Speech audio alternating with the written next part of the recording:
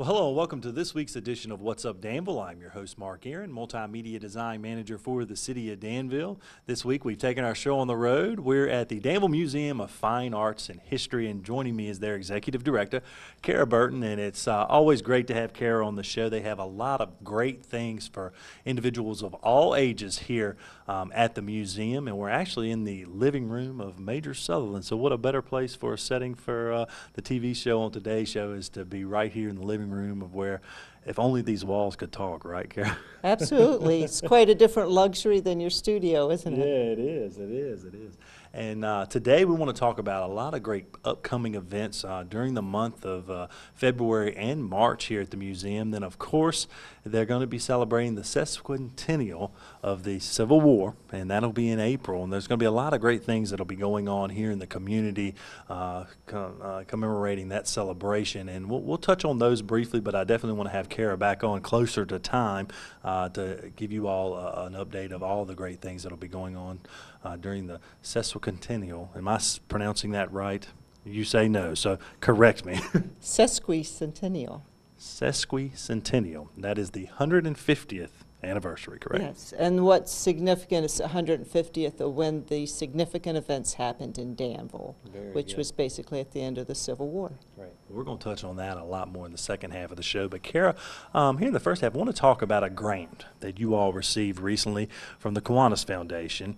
And this is going to allow you all to do something brand new here at the museum and creating a children's wing. Now tell me a little bit about the grant, the total of the grant, and then your vision for this children's area. Yeah, and thank you for giving me the opportunity to talk about it. Actually, when I started here a couple years ago, I would have parents like you come to me and say, you know, there's really not a whole lot for kids to do at the museum. Actually, there was, but it wasn't really visible. Right. We did have a small corner for kids' activities, and we frequently have classes, right, but no designated room for kids, and that's what this is going to give us. We're so excited right about it. It's going to attract a lot of families to the museum, and it's going to give us a permanent place to have some classes besides our studios. Great. Now, I know the Kiwanis Club has played a major role in our community for decades, and it's great to see them recognizing the importance of the museum in the community. Absolutely. The Kiwanis like to focus on youth, right, and so that's why I approached them for this particular grant, because it is focused on the children in the community. The other thing they've been sponsoring with their foundation grants lately is the YMCA and the Danville Science Center with the Digital Dome. Right. So as I told them, they should really be applauded for focusing all these significant capital projects on the youth in our community, because we're targeting their health and wellness, right, their science and education, and here will be their history and arts and cultural education. Right. So we're going to have some well-rounded children in our community. And the museum's a great place for the kids to come and just to learn about the history of Danville, the Civil War, and a lot of other great things. But this is really going to be some hands-on activities for them in this new children's area, right? Absolutely. This room, some people may remember it as the old gift shop. Okay. And we've been using it for ArtSmart, which is a preschool children's program. Yeah. And that's been only taking place like 3 months out of the year, and it's been such a great room for that program. It's got an entrance that goes right directly outside that's handicap accessible. Buses can pull right up to it. Right. So I saw this as a great opportunity to transform that room to have some arts and history activities for children that's there all year long. And when parents come to visit, if there's not a class going on there, they can go in there, and there's going to be stations with art activities, probably some costumes for the kids to dress up and do some role playing. Oh, great. So it'll be a lot of fun things. So when do you expect this children's area to be ready for the public? Well, we can't start it until after mid-May, because the Danville Public Schools exhibit will be there until then. So we had already promised them that room for their exhibition, but that gives me the time, you know, to schedule contractors and figure out exactly what we're going to do. Tell me a little bit about that exhibit for the Danville Public Schools. I'm not familiar with that. Well, they do that every year. Okay. They have a school-wide competition with their artwork. Great. And they have an exhibit at the high school, but the winners of the competition are exhibited here. Great. They have an award ceremony, and then and it's a wonderful program. And so that exhibit will be here at the museum during the month of April, and will conclude in May, and then the construction will start on the new children's area. And about how long do you think that construction will take, Kara? It shouldn't take that long. Okay, in fact, great. because we also have, other things coming up. Yeah. So hopefully it wouldn't take more than a month or two to get it done. Great. Well, we're so excited and grateful to the Kiwanis Foundation for supporting the Danville Museum of Fine Arts and History and giving the children their own little space here to learn and grow when it comes to history, arts, and culture here in our community. And I know these grant processes are and just the application process are pretty lengthy and stringent. And so congratulations on your part, because I know you played a role in securing that grant. Well, that's it's actually a fun process to get familiarized with these organizations. Yeah. And there are a lot of good support groups in Danville. That's been one of the joys of working here. There's a lot of people that really love this museum. Great. And see that it has a great future and are willing to support it. Very good. Well, speaking of the future, let's talk about some of the upcoming programs that you have going on here at the museum. And the first one we're going to discuss is your annual Storytelling Festival. And of course, Fred Motley spearheads this. I know it's been going on for many years, housed here at the museum. And this will be on Valentine's Day. And I know it's going to start at 10 a.m. run till 2. And the best part is this is a free event. So it can get you out to the museum and really experience some wonderful storytelling from a very diverse group and a lot of different ways of telling stories when it comes to Fred and the individuals he bring in. Can you talk about, because I know you've experienced this firsthand for a couple of years now, tell our viewers at home what they can expect when they come out to the festival this year. Well, this is called Keeping the Oral Tradition Alive. And if people aren't familiar with this type of storytelling, it's not sitting there reading a book. Right. It's almost it's a real dramatic way to tell stories. And he gets a variety of people that are storytellers. One of them is actually a poet. He has African dancers, because that's a way of telling a story too, through dance. But there's also these oral storytellers. You have to see it and experience to really understand how wonderful a way it is to hear stories and learn how that was passed down in many cultures. That's the way we've told stories. And as I mentioned, it will get started at 10 a.m., but I know they will do 2 performances, right? One in the morning and one in the afternoon on the 14th. Is that correct? Right. Okay, very good. Let me tell you something special that's this year. Sure. We got a grant from the Daily Trust to have Big Brothers Big Sisters take a class with Fred Motley. Oh, great. And they're doing a storytelling class, and they're going to be performing at the Storytelling Festival. On that day. Oh, right. Very good. So that they'll be learning a lot from Fred in the weeks prior to the festival and be able to showcase their talents that they've learned from Fred. Yeah, it's another generation of storytellers. That is great. And I know you'll also be recognizing some local individuals during that festival. I know Fred has done this for many years, and I know there's 3 or 4 people that will be recognized at this year's festival for their storytelling abilities and the way they've done that in a variety of different ways here in our community, correct? Right, and he likes to recognize people that have contributed to the community. Yeah. And again, that's another special part of this event. Right. Well, you have to come out and see who will be recognized this year. And again, if you'd like more information, we're going to be covering a lot of different events.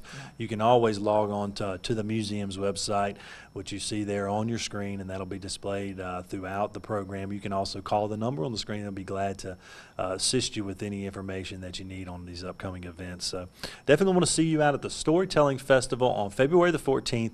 It'll start at 10 a.m. and run till 2. There will be 2 different showings, and then also the Big Brothers Big Sisters will be performing as well. So members of that club will be performing. And as Kara mentioned, there's quite a wide array of ways to tell stories, from dancing to poetry, and you'll see all of those on display at the museum on the 14th. So we'd love to see you out, and again, it's a free event, so no excuse not to come out and enjoy this great activity. Fred does a great job with it, and I know we've interviewed him quite a few times here on River City TV from the work he's done with Parks and Recreation, and just does a wonderful job for our community. So again, want to thank him for, because how many years he's been doing this? 14. I was going to say 14 years he's been doing this in the community. So definitely come out and support this great festival on the 14th. And Kara, that's just one of many things that you have coming up in February. And the next one is going to be on the 21st, and this is a gospel history tribute, kind of focusing around Camilla Williams, because I know you all have a wonderful exhibit here honoring the life and of Camilla Williams, who of course was a staple here in our community, went on to be one of the great gospel singers in our nation. Opera, yeah. And we've got a great exhibit here at the museum that I guess tells a little bit about her life. But tell me about this event you're going to have on the 21st. Well, actually, for those who aren't aware, Camilla Williams donated her effects to the museum. Yeah. And that was a very generous donation to us. It's quite a large collection. We don't have anything permanently on exhibit yet. Okay. So this event is an opportunity to bring out and showcase some of the things. So, things that are going to be on exhibit from her collection are related to spirituals and gospel. It's actually some of her sheet music that she worked from. Oh, great. So that's just a really neat way to show it. But Mm-hmm. the genesis of this program was, it's actually Fred's sister, Kathy Hall. Some people may know her. Okay. And Betty Farrell came to me and said, we'd like to do this program during Black History Month as a Right. way to recognize gospel and Yeah. the legacy that gospel has. It's very important to a lot of people in the community. Yeah. In a way, it's another way to tell stories. Sure. And so they have put this program together. We decided to do it as a way of honoring Camilla Williams because she has her roots in gospel. She Right. sang at Calvary Baptist Church. Mm-hmm. And so this was a good tie-in for that exhibit and Yeah. a way to start building the public's education about that collection. Yeah, and this will be a $5 admission fee, because all of the money that is raised will be going towards showcasing that collection, so we can have a permanent exhibit here at the museum. Correct. And then and also the proceeds to help for the event, whatever Okay. small costs there are. But we're hoping that this is going to be an annual event, so Okay, we great. encourage everybody to turn out for it and show their support to Kathy and Betty for the wonderful production. They're actually having 14 people that are going to be performing. That's And great. again, it includes not only singing, but poetry. And also Betty's put together a really neat skit called Grandma Hands. Oh, very good. And it is Sing a Little Song, and that'll be on February 21st at 4 p.m. in the auditorium here. 2 p.m. to 4 p.m. 2 p.m. to 4 p.m. in the auditorium here at the museum. And again, it's a $5 admission fee, but that money will go towards, again, having a permanent exhibit here honoring Camilla Williams, because there was a lot of artifacts that were donated to the museum by her family, correct? Yes. Okay, very good. And another staple here at the museum that's always fun, and it's dealing with Big Brothers and Big Sisters, and that's going to be at the end of the month on the 28th from 2 to 4, and that's the Big Brothers, Big Sisters fashion show. This is always a fun time. I've heard great things about this, and raising money for a great cause. It'll be a $10 admission fee, but of course all those funds will be going towards the mission of the Big Brothers, Big Sisters, right? That's right. That's organized by Angela Hare. She's one of our board members, and Right. I'm surprised she hasn't gotten you to be No, a model yet. no, I don't know.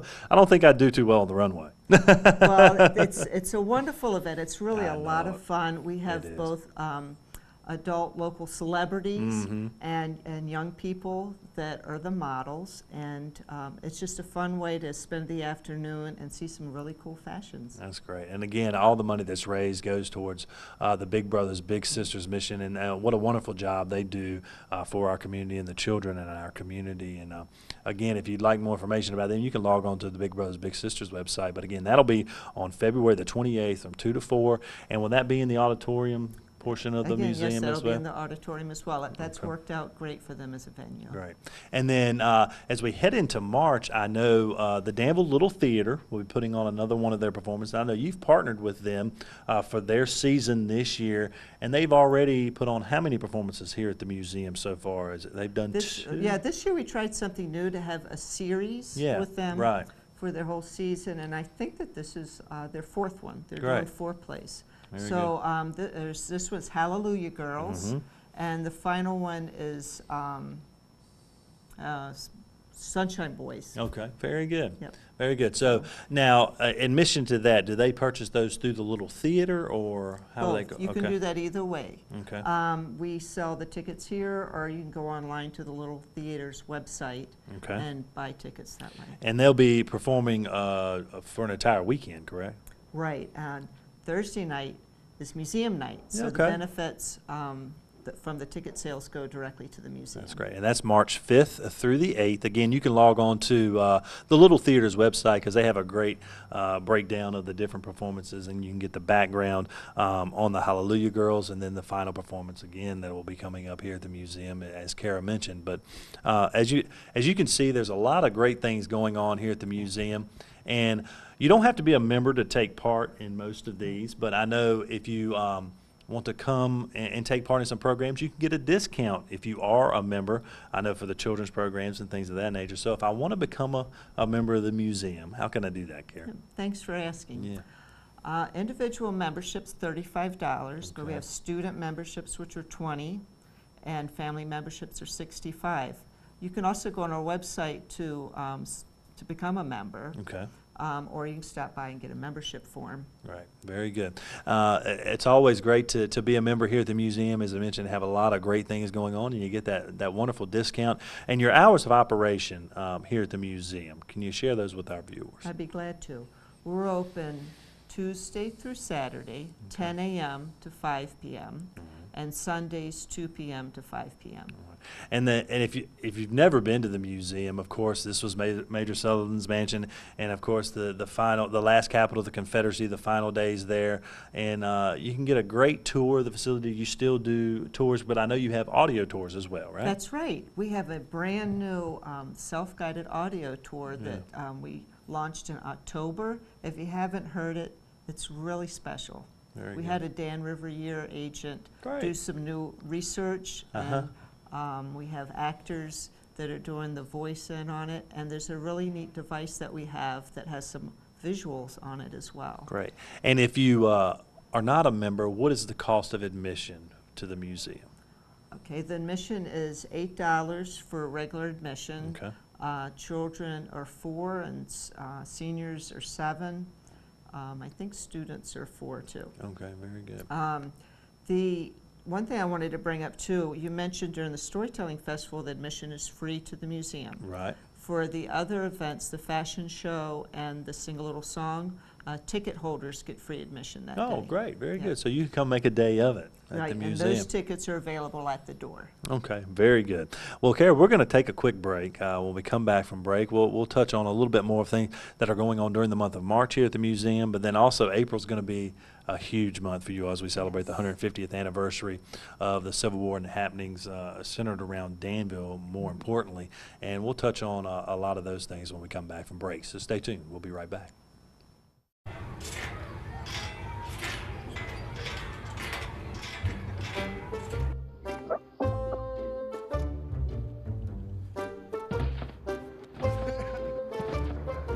Ballerina.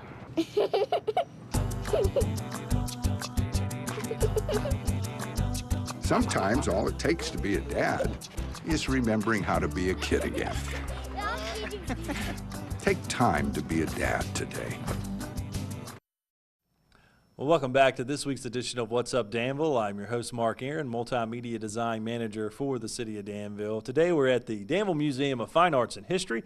My guest is their Executive Director, Kara Burton, and we're actually in the living room of Major Sutherland. So what a great backdrop we have for today's show. And as we learned in the first half of the show, you can become a member here at the museum. It's easy to do. Log onto the website or come see Kara and her staff. Very inexpensive to be a member here, and a lot of great things going on as we touched on in the first half of the show. 3 or 4 great events coming up during the month of February, and as we head into March, I know you're going to have a brand new exhibit on hand. Local artists will be sharing their works, correct? That's right. This is something very special, actually. Fritz Janschke's fantastic realism. He's actually a world-renowned artist that started this, helped start this fantastic realism movement. I believe it was in Austria. Wow. And he's has been living in Greensboro, but he also has a home in Danville. Great. And you will in for a treat when you see these. We're very fortunate to have this quality of work here on exhibit at the museum. And then also during the month of March, you're going to have, I guess Easter will be right around the corner, so you're going to have your Easter egg hunt. And I know my daughter has done this in the past, and this is always a big event, and the kids love it. And that's going to be on March 28th, right? Right. It's going to be on a Saturday. It's called Excellent Adventures. Nice. So we're changing it up a little bit this Yeah, year, Mark. So very we good. hope you make sure you can come to it. Yeah, okay. And this event's going to be free and open to the public. That is And great. this year it's going to be a little bit different time than last year. It's going to be from 1 to 3. Okay, and that is for ages 4 to 10. And again, if you'd like more information about any of these events that we've touched on today's show, feel free to log on to the museum's website. You see it there on your screen, or you can contact Kara at the number there on the screen to find out more information. But yeah, my daughter Madison has a great time there at the event. It's always great to see the kids out, because you do it on the front lawn, to see the kids out having a good time and getting them exposed to the museum too at such a Absolutely. young age. I know you offer a lot of programs during the summertime for kids her age. She's 6, but in that 4 to 10-year-old range. So again, as summer, it'll be here before you know it. So stay in touch with the museum, and I know if you become a member, you receive a newsletter in the mail each month that'll keep you up to date on all the happenings here at the museum. Let me Yeah, tell go you ahead. some of the other ways to keep in touch with the Sure. museum. We have a Facebook page, Great. Danville Museum. We also have an education one for educators and for parents. It's called Learn at Danville Museum. Okay, We great. have a sesquicentennial Yeah. one called Danville and the Sesquicentennial. Okay, very good. And so there's a lot of ways on Facebook. We have a Twitter account. We Okay. also have an e-newsletter, which is free. Okay. If you go to our website and click under news, you'll see a link to that. So, so you'll have a subscription, and it goes into your email. Great. So there's a variety of ways to keep up with us, because we have so much going on. Yeah, and so there's no excuse that you don't know what's going on at the museum. As Kara just mentioned, there's a variety of ways for you to find out all the great things happening here at the museum. And you mentioned the sesquicentennial, and this is going to be a big thing for Danville. We're celebrating the 150th anniversary of the Civil War and the happenings here in Danville. And you gave me a list of the things that are going on. It took up 2 pages, so there's a lot going on. Is it all going to take place during the month of April? No. Okay. Actually, we've been doing things for several years. So Okay. when I started here, I've been kind of trying to pick up and plan ahead. So one of the next things that's happening is an exhibit that starts at the same time as Fritz Janschke's. Okay. And it's called Civil War Redux. All right. This is a traveling exhibit from the Virginia Museum of Fine Arts. It's Okay. pinhole photographs. Hmm. They are images of Civil War reenactors, but when you look at them, they're sepia, so they look like their original Civil War photos. Oh, They're very wow. cool. Cool. That's going to be in the Schoolfield Gallery, and again, that opens up March 20th. Okay, great. Would you like me to go on with Sure. some of the Well, other the events? one that really caught my eye was the great-great-grandson of President Jefferson Davis will be here to speak. And can you tell us a little bit about that? Absolutely. It's Bertram Hayes Davis, his great-great-grandson.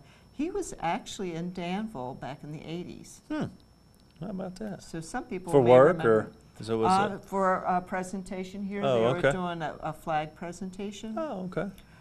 He's coming, he's retracing his ancestors' travels at the end of the war, and he's going to be here on April 4th, Okay. which was the day 150 years ago that President Jefferson Davis stepped foot in Danville. Wow.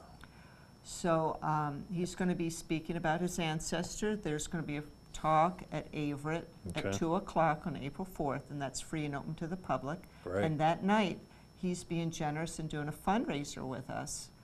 So from 5 to 8 o'clock, there's going to be a special dinner here with limited seating. Okay. We're going to have more information on that coming out, but you're Great. welcome to call the museum and go ahead and set your reservations if you'd like to. Wonderful. And so that'll be Saturday, April the 4th. He'll be speaking at Averett's Pritchett Auditorium. And again, free and open to the public. We keep reiterating a lot of this stuff is free. So it's great to see the ability for everyone to get involved and take advantage of these wonderful opportunities. And again, if you'd like more information about the fundraising dinner, that'll be coming out shortly. And Carol will be glad to share that with you. So just give them a call if you're interested. And she'll provide that information when everything is finalized, right? That's right. All right, very good. Now, history on the lawn. Now, this is something you all do every year, right? But I think it's probably going to have a little special flavor this year, correct? That's right. We decided to do it the April 18th. A lot of people say, why not April 10th or 11th? But that's when a lot of things are going on in Appomattox. Right. But we're expecting a lot of visitors here that weekend. Mm-hmm. So the following weekend, April 18th, we're having History on the Lawn. Right. And what's changing it up this year is we're going to have a procession with a buggy and some cavalry going from the train station up to the mansion. Oh, wow. So you're going to retrace the steps. Yep, we're going to have a Jefferson Davis reenactor come. Oh, great. And that's going to, again, that's an event that's free and open to the public. And during the event that day, we have reenactors camped out on the lawn of the Danville Museum, and they are going to do demonstrations throughout the day. That's great. And I know you're going to be offering some special trolley tours and cemetery tours during that April 4th and 18th span, correct? That's right. The trolley tours are something new and something special. That is for a fee. Okay. And you will get to see the Civil War sites around town, and it's a guided tour. Okay. So that's something we're developing now. That's going to be on April 4th and April 18th. And we'll be announcing more details, and you can call to go ahead and reserve a time for that. But they'll last about an hour and a half? Right, Something hour and a half. Okay, that's great. right. And then the cemetery tours, we've actually have done them for a long time for groups, but we're going to be doing some special ones during this time for that 150th. Okay. So you can go ahead and reserve those. And we're taking group reservations as well. All right. So those tour the National Cemetery and the Green Hills Cemetery. Great. There's a lot of interesting stories related to them, and I'm sure. Some you may drive by there a lot, but I bet you don't know some of them. Yeah. What's stories from there? That's a good point. And for a lot of people who have maybe lived here their entire life, they drive by these buildings, the wonderful architecture on Millionaires Road, these cemeteries, and they all have wonderful stories. And you're going to be sharing a lot of those during this 150th celebration of the Civil War. So it's going to be a great time to learn about the history of your hometown. I bet you can't name all the Civil War trail sites in Danville. I cannot. Well, we are official Civil War trail sites here. This Danville Museum, Sutherland Mansion is one of them. Okay. There was a Civil War prison that's still standing. One Right. of them it may even be the last standing Confederate Civil War prison. That's down on the corner of Lynn and Lowell. No, right. And you'll know these sites because they have a sign on Yeah, them. that a special plaque, sign. yeah. Yep. Mhm. The other one is down by the train station. Okay. The other one is the Green Hills and National Cemeteries.